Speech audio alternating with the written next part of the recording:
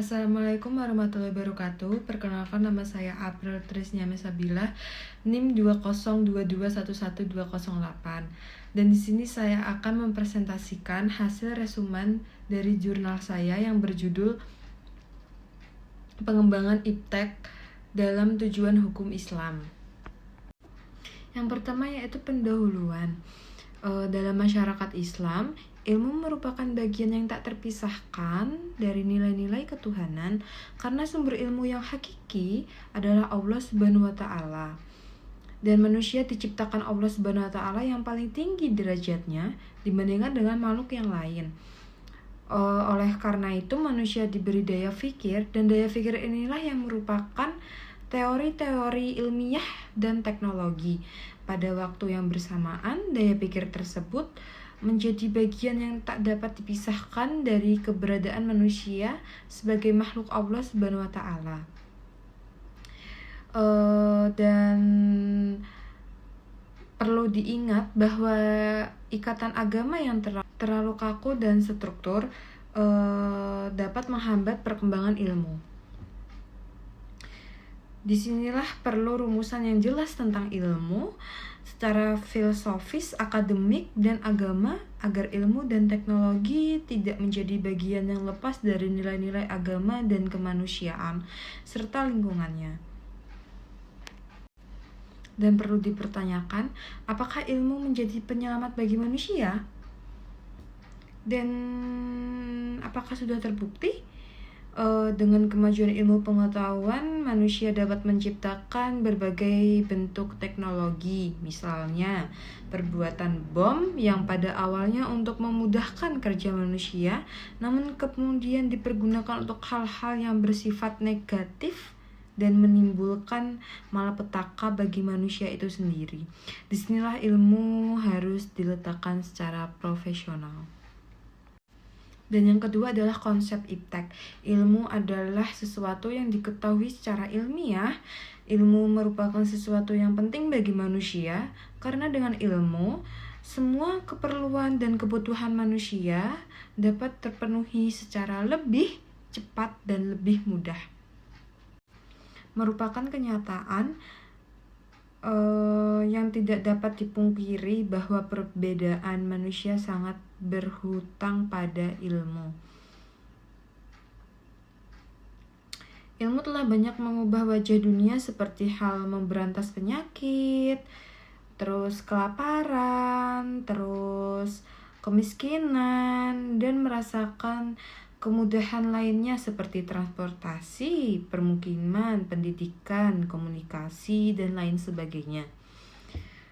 Singkatnya, ilmu merupakan sarana untuk membantu manusia dalam mencapai tujuan hidupnya. Dan yang ketiga adalah konsep islamisasi iptek. Islamisasi itu apa sih? Islamisasi adalah pengetahuan pada dasarnya merupakan suatu respon terhadap krisis masyarakat modern yang disebabkan karena pendidikan barat yang bertumpu pada suatu pandangan dunia yang bersifat materialistis, sekularistis, dan relativistis, yang menganggap bahwa pendidikan bukan untuk membuat manusia bijak. Dan ini adalah salah satu penyebab penting munculnya krisis masyarakat modern. Dan dalam rangka pengembangan islamisasi iptek, Al-Faruqi menyusun 11 langkah yang harus ditempuh terlebih dahulu. Langkah-langkah tersebut adalah yang pertama, penguasaan disiplin ilmu modern, prinsip, metodologi, masalah, tema, dan perkembangan. Yang kedua adalah survei disiplin ilmu. Yang ketiga adalah penguasa khazanah Islam atau ontologi. Yang keempat, penguasa khazanah ilmiah Islam atau analisis. Yang kelima, penentuan relevasi Islam yang khas terhadap disiplin ilmu.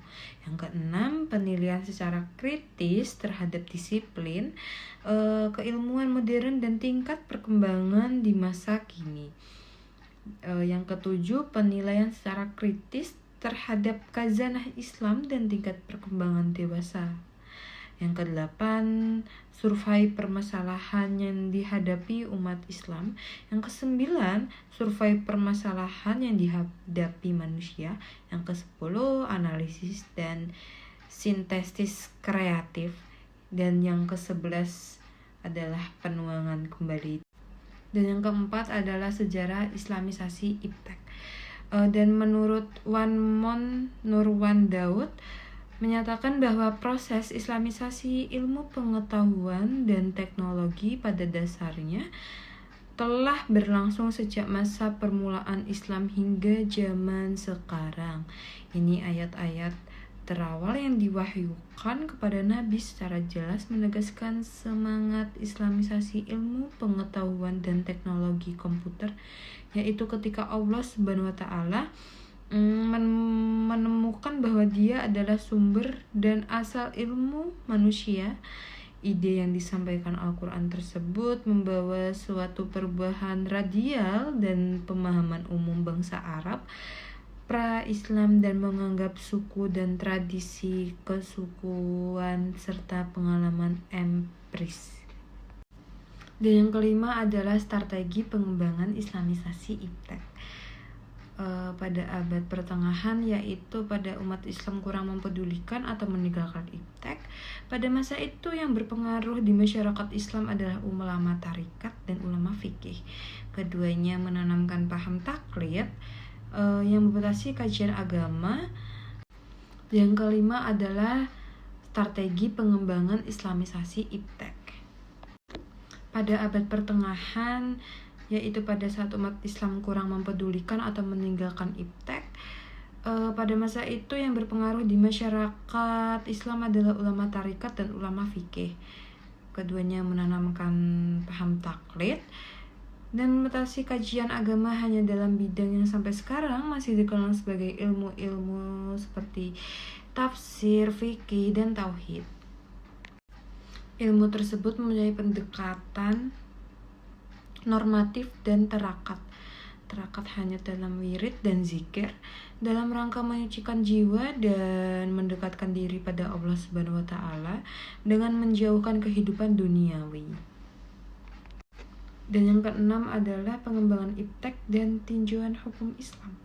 Berdasarkan tinjauan hukum Islam, tidaklah berkembang pada arah yang tak terkendali, tapi ia harus bergerak pada arah maknawi dan umat manusia berkuasa untuk mengendalikannya.